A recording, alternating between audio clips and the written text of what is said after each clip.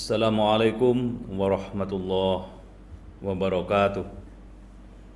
Alhamdulillah, kaum muslimin yang berbahagia dan dimuliakan Allah. Satu ketika ada pertanyaan aneh yang disampaikan kepada Ibrahim bin Adam oleh kerumunan masyarakat. Tuan Syekh, di dalam surat Al-Ghafir ayat 60 Allah berfirman, a'udzubillahi minasyaitonirrajim, ud'uni astajib lakum. Mintalah kepadaku, aku kabulkan permintaanmu. Tetapi kami dah lama berdoa kepada Allah, kenapa tidak dikabulkan? Ibrahim bin Adam menjawab dengan sejumlah alasan. Salah satu di antara intinya, kemungkinan hatimu sudah mati sehingga Allah tidak kabulkan permintaanmu itu. Padahal pada sisi lain Allah itu zat yang maha tidak mentoloan. Melihat hambanya merengek-rengek memohon sesuatu, Allah pasti mengabulkan harapan, impian dan doa dari hambanya. Maka tidak salah kalau dalam tataran kehidupan banyak contoh orang yang Allah kabulkan doanya itu. Pertama, kaum muslimin, kita bisa lihat ada seorang imam besar Masjidil Haram, Imam Sudais. Itu masa kecilnya nakal banget. Ketika dia berada di rumah dan ibunya sedang memasak kue untuk menjamu tamunya yang sebentar lagi datang, dan kuenya sudah ditaruh di atas meja, Sudais kecil kemudian ngambil pasir kemudian ditabur-taburkan di atas kuenya itu. Bayangkan siapa yang tidak marah. Tetapi ibu dari Syekh Sudais kecil itu kemudian menunjukkan kedewasaan jiwanya dengan menyatakan, nak, kamu keluar, ibu sudah capek-capek buat kue, kemudian kamu kasih pasir. Ibu doakan kelak kau jadi imam besar, nak.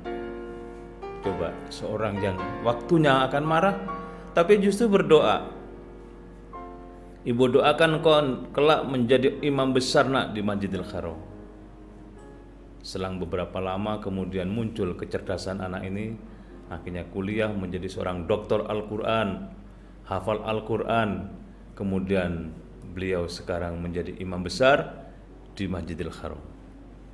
Subhanallah, doa dari seorang ibu kemudian didengar oleh Allah, dikabulkan oleh Allah, dan masih banyak contoh yang lain. Di Indonesia ini ada seorang ibu yang jengkel sebenarnya kepada anaknya karena dia menjahit di rumah, anaknya nangis di luar, ditengok, kemudian kenapa nangis, nak? Dia duding kakinya yang ada kotoran ayam. Oh, gara-gara ini ya kau nangis, diserbet, dibuang. Diam ya, nggak usah nangis, ibu mau jahit lagi. Ya. Selang beberapa saat nangis lagi anak itu. Ditanya, kenapa nangis? Bu, kotoran ayam tadi tolong dikembalikan lagi ke kaki saya. Coba perasaan apa yang berkecamuk di hati seorang ibu. Dicarinya, kemudian ditempelkan lagi. Sudah ya, sudah saya tempelkan lagi. Jangan nangis, ibu masih sibuk menjahit. Iya, katanya. Baru duduk menjahit, nangis lagi. Ditanya seorang ibu yang baik hati itu tadi, kemudian tanya, kenapa engkau nangis? Kotorannya nggak sama dengan yang tadi. Ibu tadi kemudian mengatakan kalimat yang tidak biasa dengar. Wah, nak, kau memang masih kecil ya. Nggak apa-apa kau goda ibu, tapi saya doakan besok besar kau jadi jenderal, nak. Ternyata jadi jenderal betul. Itulah namanya Jenderal Purnawirawan Subagio HS. Itu berkat doa ibunya. Ketika marah dia mengucapkan kalimat yang luar biasa. Allah Maha Kes, Allah kabulkan doa dari ibunya itu. Hati-hati dengan doa orang tua kepada anaknya, karena begitu Allah kabulkan, itulah yang terjadi. Kaum muslimin yang berbahagia dan dimuliakan Allah Subhanahu wa taala, masih ingat seorang pilot namanya Abdul Razak? Ketika di ketinggian tertentu di atas pesawat, kemudian tiba-tiba mesinnya error. Paniklah seluruh penumpang di pesawat itu. Ada yang nelpon sana sini, ada yang berjalan panik dan sebagainya. Pilot Abdul Razak, sebagaimana pernah disampaikan di acara televisi, beliau kemudian tampil dengan tenangnya menyatakan, seluruhnya tenang, kita masih ada satu kekuatan. Tengadahkan tangan kalian semua, berdoalah kepada Allah. Taruh gagang telepon itu, berdoa semuanya, kata sang pilot Abdul Razak. Kemudian seluruhnya hening, sebutan-sebutan Tuhan, ya Allah, macam-macam sebutan, ya Yesus, semuanya kemudian muncul pada saat pesawat semakin rendah dengan kecepatan tinggi. Pilot Abdul Razak kemudian berdoa, ya Allah, kalau aku harus mati bersama pesawat hari ini juga, saya siap dan saya ikhlas ya Allah, saya ikhlas, kata sang pilot itu. Tetapi di rumah ada anak dan istri saya yang menunggu. Kalau engkau ridhoi perjalanan hidup kami menjadi suami dengan kerja sebagai pilot ini, selamatkan pendaratan kami ini ya Allah. Doa yang khusyuk tingkat tinggi itu di tengah kepanikan memang. Kemudian dia melihat di bawah itu ada hamparan sawah yang begitu luas, di sebelahnya ada sungai yang begitu lebar. Berpikir keras, kalau pesawat ini saya daratkan di hamparan sawah itu pasti hancur berkeping-keping dan penumpangnya tidak akan tersisa. Dia berikhtiar, saya akan coba pesawat ini saya daratkan di sungai yang lebar itu. Berkat ma'unah, pertolongan Allah yang maha kes terhadap doa hambanya itu, pesawat mendarat dengan selamat dan tidak satu pun di antara penumpangnya yang cedera. Allahu Akbar. Kaum muslimin yang berbahagia dan dimuliakan Allah, kurang percayakah kita bahwa Allah itu maha kes terhadap doa hambanya? Kalau seorang hamba di tengah kepanikan tingkat tinggi, di tengah problematika yang sudah mentok, kemudian berdoa dengan ketulusan hati, maka yakinlah Allah akan mengabulkan, memberikan solusi dan jawaban terhadap doa orang itu, dan insya Allah doanya langsung mustajabah. Pertanyaannya, kenapa kadang-kadang ada doa yang ditunda-tunda oleh Allah pengabulannya, tidak langsung dikabulkan? Kenapa itu? Allah itu, kata seorang yang menjelaskan soal ini, coba bayangkan ada orang tua, suami istri, anaknya minta uang sambil nangis-nangis, kata suami, jarno esek bu, biarkan saja dulu bu, biar dia nangis dulu. Orang tua senang melihat anaknya nangis, menunjukkan kemanjaan, setelah nangis berulang-ulang baru dikasih uangnya itu. Allah juga melihat hambanya yang kadang-kadang merengek, menangis, curhat kepada Allah. Allah biarkan dulu supaya lebih dekat lagi hatinya, lebih dekat. Begitu dia kemudian semakin dekat, Allah kabulkan doanya. Maka di dalam berdoa itu, kaum muslimin yang berbahagia, butuh kesabaran, butuh kesungguhan, butuh ikhtiar, dan butuh tawakal kepada Allah. Sabar kalau merasa belum dikabul-kabulkan, jangan-jangan besok sudah dikabulkan. Ada seorang yang menggali tambang emas, digali lama, bertahun-tahun nggak nyampe. Kemudian dia kurang sabar, lahan itu dijual kepada orang lain.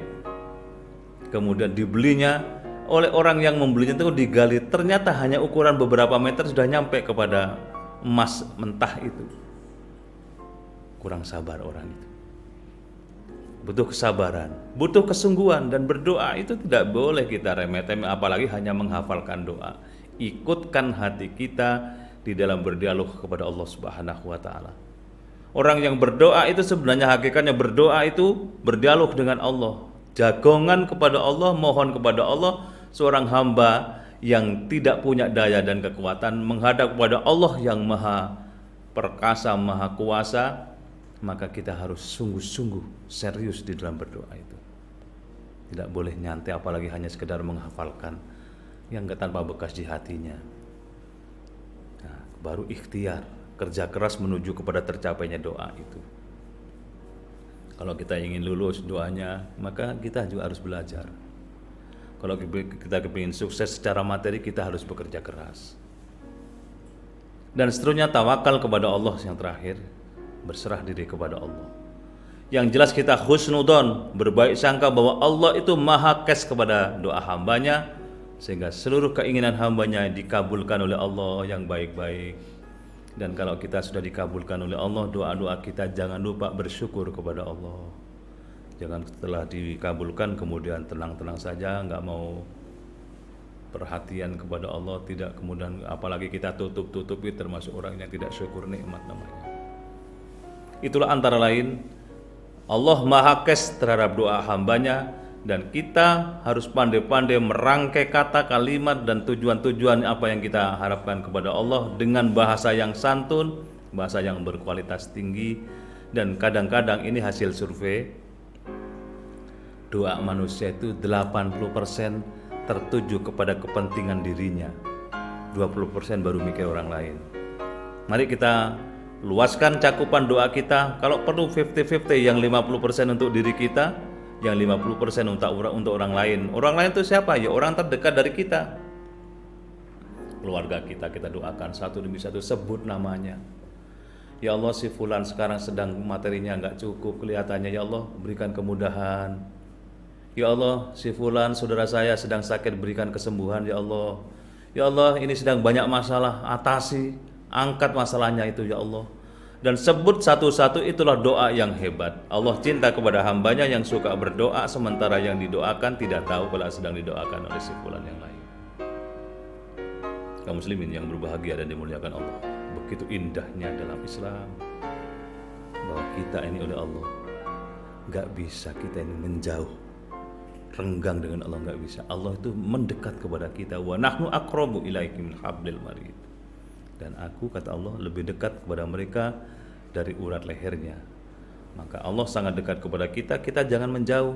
Kalau kita berupaya menjauh, Allah panggil kita, fafiru ilallah, hai, mendekatlah kepada Allah. Manusia yang berupaya jauh dari Allah, lupa kepada Allah, dekatlah kepada Allah. Karena kita hakikatnya nggak bisa lepas dari Allah. Mudah-mudahan manfaat, dan kita senantiasa menjadi pribadi yang senantiasa merasa lezat ketika kita berdoa kepada Allah, merasa plong hati kita, merasa bebas dari seluruh tekanan-tekanan batin, dan yakin apa yang kita minta dikabulkan oleh Allah Subhanahu wa taala.